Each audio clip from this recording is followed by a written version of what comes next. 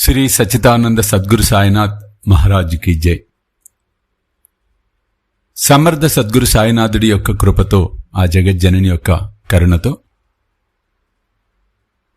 విశ్వావసు నామ సంవత్సరాన్ని మనం సంపూర్ణం చేసుకొని పరాభవ నామ సంవత్సరంలోకి అడుగు పెడుతున్న శుభతరుణం.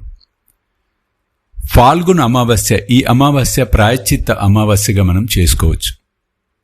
ప్రాయశ్చిత్తం అంటే విశ్వవసు నామ సంవత్సరంలో గడిచిన ఈ 12 మాసాలలో మనకు తెలిసి తెలియక చేసిన దోషాలు, తప్పులేమైనా ఉంటే వాటిని మనము కరిగించుకునే ఒక గొప్ప అవకాశం, కర్మశేషం.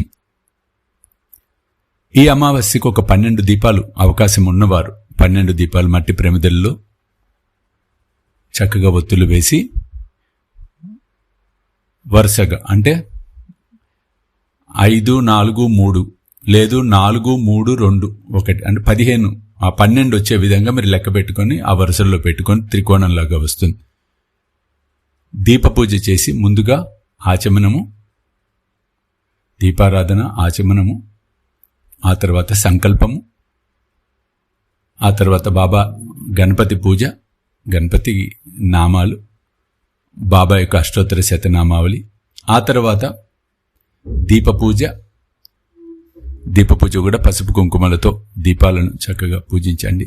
ఓం కర్మధ్వంసినే నమః అని చెప్పి నామస్మరణ చేస్తూ దీపాలను పూజించి, దీపపూజ అయిపోయిన తర్వాత ఒక్కసారి మనసులోనే మరల ఈ సంకల్పం ఇలా చెప్పుకొని, ఈ సంవత్సరం తెలిసి తెలియక మేము చేసిన తప్పులను, దోషాలను ధ్వంసం చేసి రాబోవు నూతన సంవత్సరం నుంచి ఇంకా కూడా అభివృద్ధి పదంలో అన్ని రకాలుగా మమ్మల్ని నడిపించు దేవా అని చెప్పి సంకల్పం చెప్పుకొని ఆ దీపాలన్నింటినీ వెలిగించి మీకు తోచిన ప్రసాదాన్ని నివేదన చేయండి.